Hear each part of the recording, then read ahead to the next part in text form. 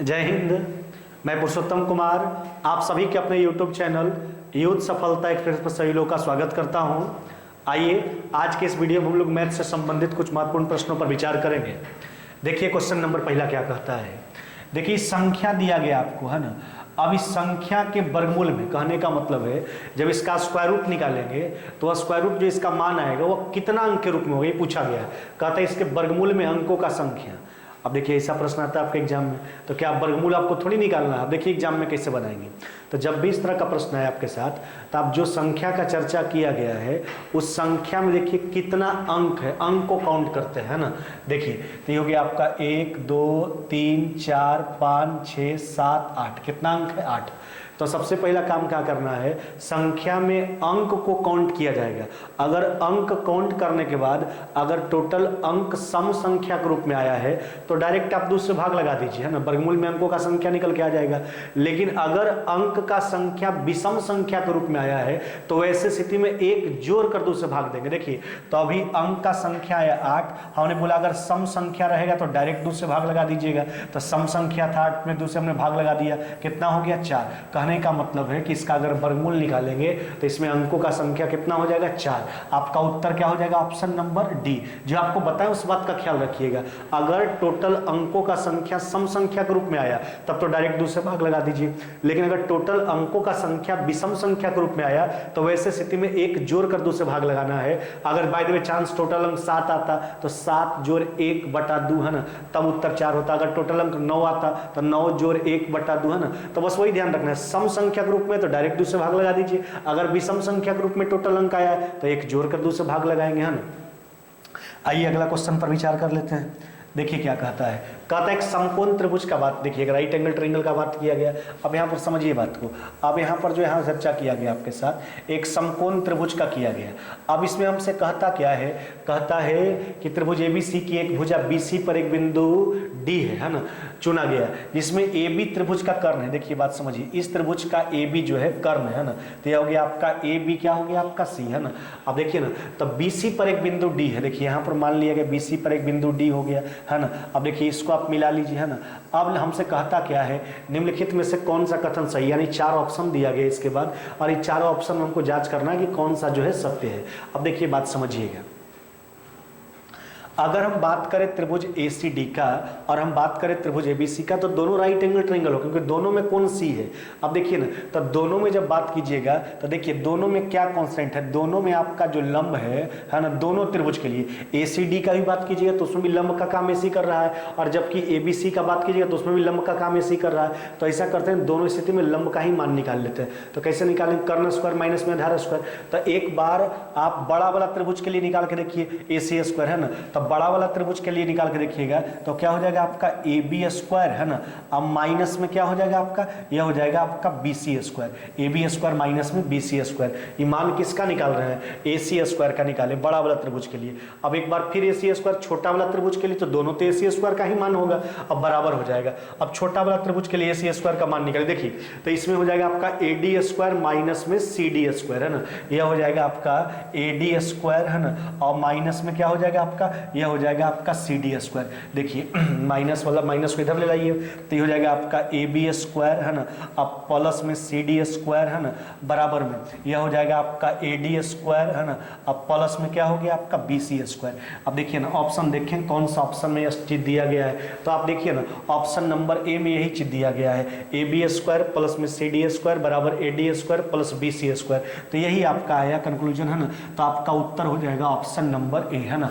यानी कहने का मतलब है, फिर से देखिए, एक त्रिभुज ABC का बात किया गया था और जो राइट एंगल ट्रायंगल था उसमें कर्ण आपको क्लियर कर दिया था कि AB इसका कर्ण है ना। तो AB कर्ण है और BC पर एक बिंदु D, हमने AD को मिलाया। अब देखिए एक बार ACD त्रिभुज का हमने बात किया, एक बार ABC का बात किया, तो दोनों में लंब का काम AC कर रहा है। तो हमने दोनों स्थिति में AC स्क्वायर का मान निकाला दोनों त्रिभुज के लिए। तब बड़ा वाला त्रिभुज के लिए AC स्क्वायर बराबर AB स्क्वायर माइनस में BC स्क्वायर, छोटा वाला त्रिभुज के लिए AC स्क्वायर बराबर AD स्क्वायर माइनस में CD स्क्वायर। अब देखिए सबको पॉजिटिव किया गया, उसको CD स्क्वायर इधर लाया पॉजिटिव हो गया, BC स्क्वायर उधर ले गए पॉजिटिव हो गया, यानी AB square plus CD square बराबर में AD स्क्वायर प्लस में BC स्क्वायर। आपका उत्तर हो जाएगा ऑप्शन नंबर ए, है ना। चलिए अगला क्वेश्चन पर विचार कर लेते हैं। कहता कोई गाड़ी 40 किलोमीटर प्रति घंटा की चाल से चले तो अपने गंतव्य स्थान पर 11 मिनट देरी से पहुंचता है। अगर 50 किलोमीटर प्रति घंटा की चाल से चले तो 5 मिनट की देरी से पहुंचता है। तो यात्रा पूरी करने के लिए गाड़ी का सही समय पूछा गया। सही समय पूछा, देखिए तो दो स्थिति है, चाल दो को दिया है। एक चाल आपका 40 किलोमीटर प्रति घंटा और एक कितना है आपका 50 किलोमीटर प्रति घंटा। कहने का मतलब हो गया स्पीड जो हो गया वह हो गया आपका 4:5। दो प्रकार का चाल था, है ना, एक 40 किलोमीटर प्रति घंटा, एक 50 किलोमीटर प्रति घंटा। तो स्पीड का रेशियो कितना आ गया आपका 4:5। देखिए दूरी तो वही है, तो दूरी तो कांस्टेंट है, तो जब दूरी कांस्टेंट होगा तो स्पीड और टाइम एक दूसरे के इनवर्सली प्रोपोर्शनल हो जाएगा। तो टाइम का रेशियो क्या हो जाएगा आपका, यह हो जाएगा आपका 5 कितना हो जाएगा आपका 4, यह हो जाएगा आपका टाइम का रेशियो। अब आगे देखिए क्या कहता है, कहता है जब 40 किलोमीटर प्रति घंटा का स्पीड से चलता है तो 11 मिनट की देरी से पहुंचता है। जब 50 किलोमीटर प्रति घंटा का स्पीड चलता है तो केवल 5 मिनट की देरी से पहुंचता है। तो अब देखिए ना दोनों स्थिति में किसी एक स्थिति का आप समय निकालिए, ठीक है। अब देखिए तो हमको समय में डिफरेंस पर हम विचार कर लेते हैं। एक बार 11 मिनट की देरी से, एक बार 5 मिनट की देरी से। देखिए अगर दोनों बार देरी का बात करें तो डिफरेंस घटा के, दोनों बार पहले का बात करें तो भी डिफरेंस घटा के, एक बार देरी एक बार पहले का बात करें डिफरेंस जोड़ के, यानी सेम डायरेक्शन में घटाना है, अपोजिट डायरेक्शन में जोड़ना है। तो दोनों बार तो यहाँ देरी से ही बात किया गया तो घटाएंगे, 11 में से 5 गया कितना हो गया, यह हो गया 6। तो ये 6 मिनट का डिफरेंस हो गया। अच्छा तो टाइम में 6 मिनट का डिफरेंस है, यूनिट डिफरेंस कितना का है आपका 1 का। किसी एक स्थिति का समय निकालना है, या तो इस स्थिति का निकालिए 40 किलोमीटर प्रति घंटा वाला का। अगर इस स्थिति का समय निकालते हैं तो 11 मिनट यहाँ विलंब है, तो 11 घटा, यहाँ 11 मिनट ज्यादा लगा हुआ है तो यहाँ 11 घटा को उत्तर देंगे। अगर इस स्थिति का समय निकालते हैं 50 किलोमीटर प्रति घंटा वाला का, तो वहां का जो समय है वो 5 मिनट देर से पहुंचता है, तो वहां 5 घटा के उत्तर देंगे।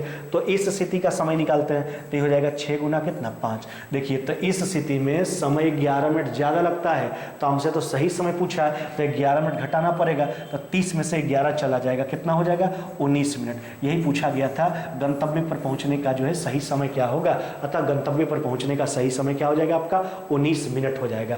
आप अगर 50 किलोमीटर प्रति घंटा वाला है ना स्थिति में समय पर निकालते तो वहां पर 4 से गुना करते, वहां घटाना पड़ता आपको 5, तो 6 गुना 4 24 में से 5 जाता तो भी आपका उत्तर 19 आता। आपका उत्तर हो जाएगा ऑप्शन नंबर सी। चलिए अगला क्वेश्चन देख लीजिए। देखिए क्या कहता है, कहता है एक पेड़ जो है हर वर्ष अपनी ऊंचाई का 1/8 के बराबर जो है बढ़ जाता है। तो और कहता है आज उसकी ऊंचाई 64 सेंटीमीटर है, 2 वर्ष बाद बढ़कर इसकी ऊंचाई क्या हो जाएगी। देखिए ना, तो आज इसकी ऊंचाई 64 सेंटीमीटर है, तो हर वर्ष जो है अपनी ऊंचाई का 1/8, अगर ऊंचाई 1 यूनिट लेके चलते हैं तो 1 जोड़ 1/8 यानी हर बार 9/8 का बढ़ोतरी होता है। देखिए तो 64 सेंटीमीटर था इसका अभी ऊंचाई है, तो 2 साल बाद, 1 साल बाद हो जाएगा इसका 9/8, फिर 1 साल बाद हो जाएगा इसका 9/8, हर बार अपना 1/8 बढ़ता है, यानी 1 जोड़ 1/8 9/8 का बढ़ोतरी होगा। चलिए 64 से 64 काट लीजिए, आपका उत्तर कितना हो जाएगा 81 सेंटीमीटर। कितना हो जाएगा 81 सेंटीमीटर, यानी 2 वर्ष बाद जो है बढ़कर जो है उस पेड़ का ऊंचाई कितना हो जाएगा 81 सेंटीमीटर। ऑप्शन नंबर क्या हो जाएगा आपका डी। ऑप्शन नंबर हो जाएगा आपका डी, है ना। आइए अगला क्वेश्चन पर विचार कर लेते हैं। कहता है एक हॉल जो है 15 मीटर लंबा 12 मीटर चौड़ा है, यदि इस हॉल के फर्श और छत के क्षेत्रफलों का योग 4 दीवारों के क्षेत्रफलों के योग के बराबर है, उस हॉल का आयतन बताना है। देखिए हॉल का आयतन का जहां तक सवाल है, आयतन निकालने के तो एल बी एच चाहिए, तो आपको एल और बी तो मालूम है, ऊंचाई नहीं मालूम है तो ऊंचाई निकालना पड़ेगा। अब देखो तो हॉल का फर्श और छत का क्षेत्रफल, तो देखिए जो फर्श का क्षेत्रफल होगा वही तो छत का क्षेत्रफल होगा, तो फर्श का क्षेत्रफल एल इंटू बी। देखिए तो एल इंटू बी, है ना, तो ये जो फर्श का क्षेत्रफल है यही तो छत का क्षेत्रफल होगा, तो इसी में 2 से गुना कर लीजिए, दोनों का योग निकल के आ जाएगा, तो इसमें हम 2 से गुना कर लिए, तो जो फर्श का क्षेत्रफल वही छत का क्षेत्रफल, तो दोनों का योग निकालना था तो हमने 2 से गुना कर लिया, तो हो गया उसके फर्श और छत का क्षेत्रफल। अब कहता है दोनों का योग जो उसके 4 दीवारों के क्षेत्रफलों के योग के बराबर है। अच्छा 4 दीवारी का क्षेत्रफल होता क्या है 2 into L plus B into H, है ना, 2 into L plus B into H. क्या होता है 4 दीवारी का क्षेत्रफल 2 into L plus B into H. चलिए अब यहाँ से 2 से 2 काट लीजिए, अब देखिए ना तो 3 से कट जाएगा 4 बार में, अभी आपका 27 है, कितना बार में कट जाएगा 9 बार में, है ना। देखिए 3 से कट गया 5 बार में, 3 से कट जाएगा 3 बार में, है ना। एच बराबर कितना हो जाएगा आपका, यह हो जाएगा 20 बटा कितना 3, है ना। अभी बात मीटर का, तो ये हो जाएगा 20 बटा 3 मीटर, यह निकल के आ गया उस हॉल का ऊंचाई। अब देखिए हॉल का आयतन ने आपसे बोला गया है, अब देखिए हमको आयतन बताना है हॉल का, तो आयतन एल बी एच, है ना, तो एल हो गया आपका 15 गुना 12 और गुना 20 बटा कितना हो जाएगा आपका 3। चलिए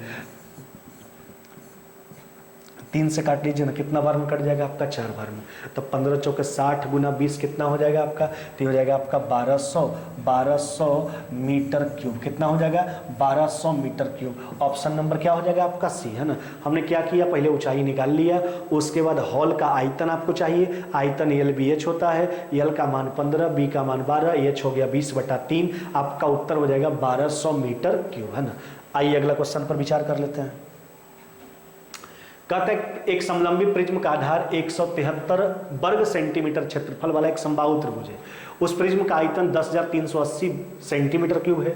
उस प्रिज्म के पार्श्व पृष्ठ का क्षेत्रफल, अच्छा देखिए ना, तो प्रिज्म के पार्श्व पृष्ठ के क्षेत्रफल का जहां तक सवाल है, तो प्रिज्म का पार्श्व पृष्ठ क्षेत्रफल होता क्या है, आधार का परिमाप गुणे ऊंचाई। कर्व सरफेस एरिया आपसे पूछा गया, तो आधार का परिमाप गुणे ऊंचाई। आधार में समबाहु त्रिभुज है, उसका पैरामीटर निकालने के लिए उसका प्रत्येक भुजा आपको चाहिए, तो समबाहु त्रिभुज का भुजा निकालना होगा और प्रिज्म का ऊंचाई। देखिए बात समझिए, तो प्रिज्म का आयतन होता क्या है, आधार का क्षेत्रफल गुणे ऊंचाई। अब देखिए यह दे चुका है 10,380, नहीं।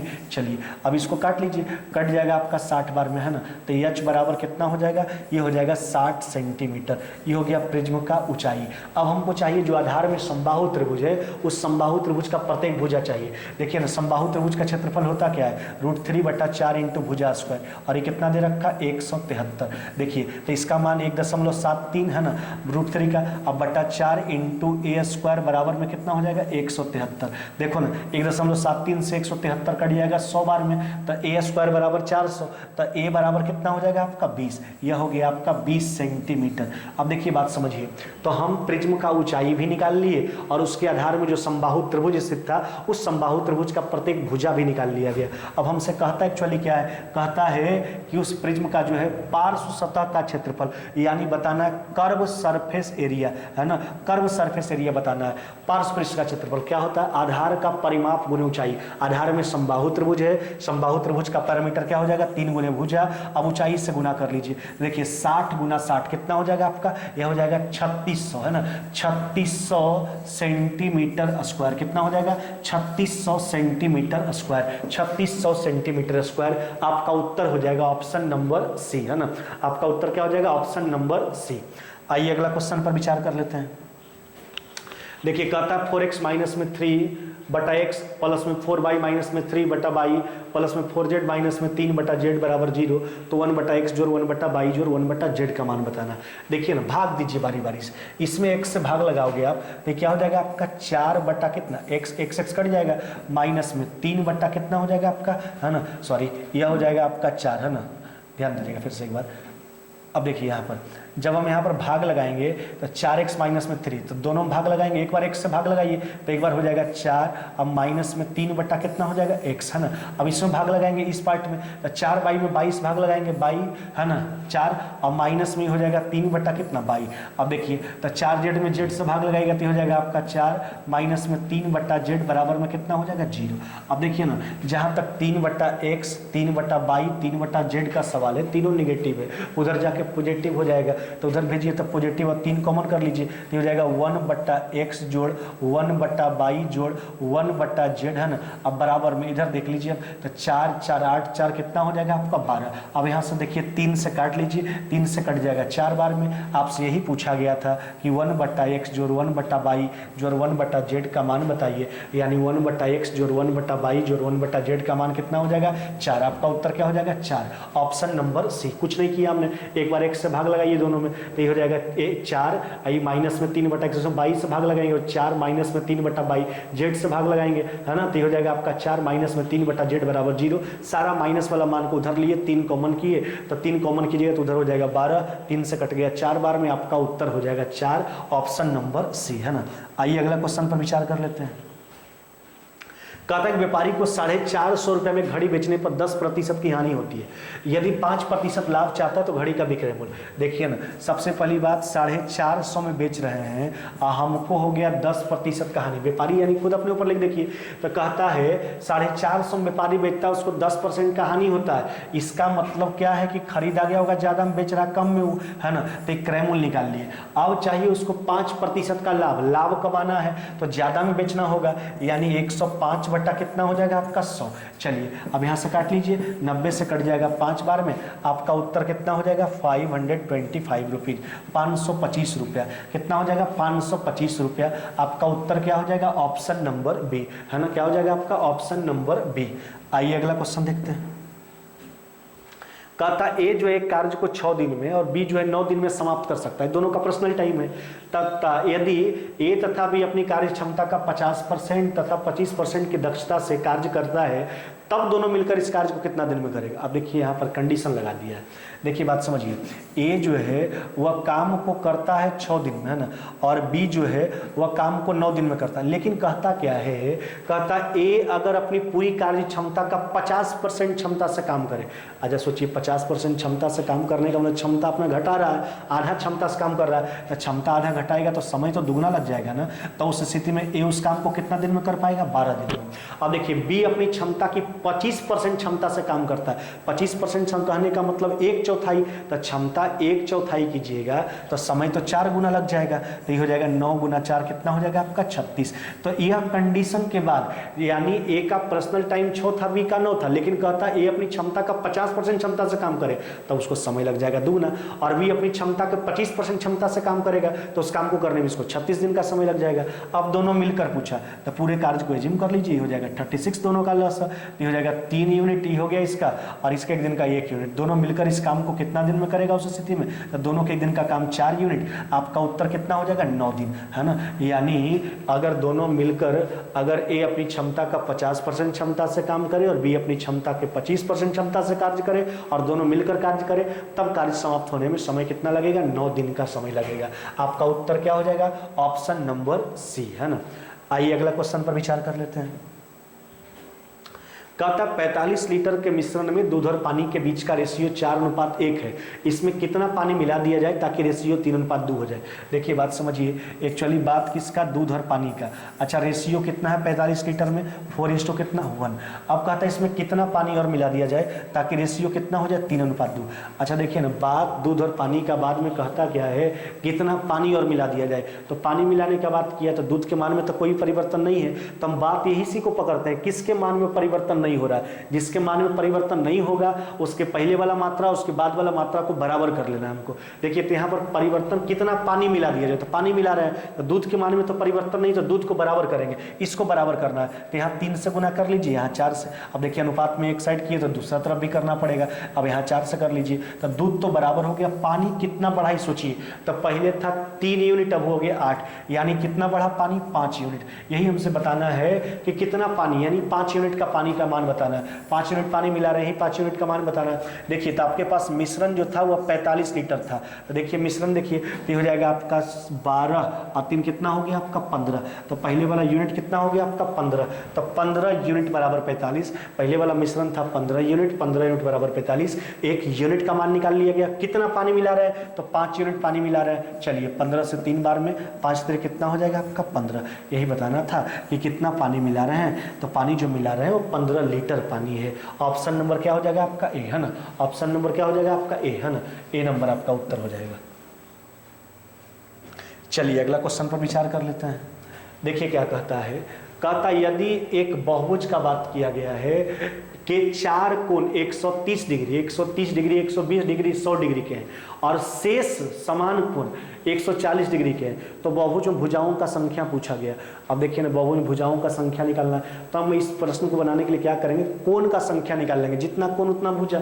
अब देखिए आप जानते हो किसी भी बहुभुज के एक अंत और एक बाह्य कोणों का योग कितना होता है 180 डिग्री। तो सोचिए उसका एक कोण 130 है, तो जहां पर अंत कोण 130 बनेगा वहां पर बाह्य कितना बनेगा ये हम निकालेंगे, है ना। तो जहां पर 130 अंत बनेगा तो 180 माइनस में 130, तो वहां पर बाह्य कोण कितना बन जाएगा, तो वहां पर बाह्य कोण जो बनेगा आपका वह कितना बनेगा 50 डिग्री, है ना। प्लस में फिर अगला कोण 130 है, तो वहां भी बाह्य कोण कितना बनेगा 50। अब देखिए एक कोण 120 है, तो जहां 120 है अंत कोण वहां पर बाह्य कोण कितना बनेगा आपका 60, और जहां पर 100 डिग्री आपका अंत कोण है ना। देखिए जहां पर आपका 100 डिग्री अंत कोण है वहां पर बाह्य कोण कितना बनेगा आपका 80, है ना। और शेष जो भी कोण है वह समान 140 डिग्री का है। ऐसे कोणों का संख्या मालूम नहीं है, तो जहां पर 140 बनेगा वहां बाह्य कोण कितना बनेगा 40। ऐसे कोणों का संख्या मान लेते हैं एन, है ना, चाहे एन मान लिए। अब देखिए तो हम जानते हैं इस सारा बाह्य कोण निकाले हैं, तो किसी किसी भी बहुभुज के सभी बाह्य कोणों का योग कितना होता है आपका 360 डिग्री। तो सभी बाह्य कोणों का योग 360 डिग्री। अब 360 के बराबर कर लिया गया। हम n के मान पर पहले विचार कर देखिए, तो हो गया आपका 100 160 कितना हो जाएगा 240। तो हो जाएगा 40 गुना n बराबर में, अब देखिए 240 घटाएगा तो कितना हो जाएगा आपका 120 है ना। तो 40 से काट लीजिए 3 बार में, तो n का मान कितना हो गया 3। अब हमको बताना है कि बहुभुज भुजाओं का संख्या कितना है, तो जितना कोण उतना भुजा। देखिए तो एक कोण आपका ई हो गया, एक कोण ई हो गया, एक कोण ई हो गया, एक कोण ई हो गया, तो 4 गो कोण ई हुआ।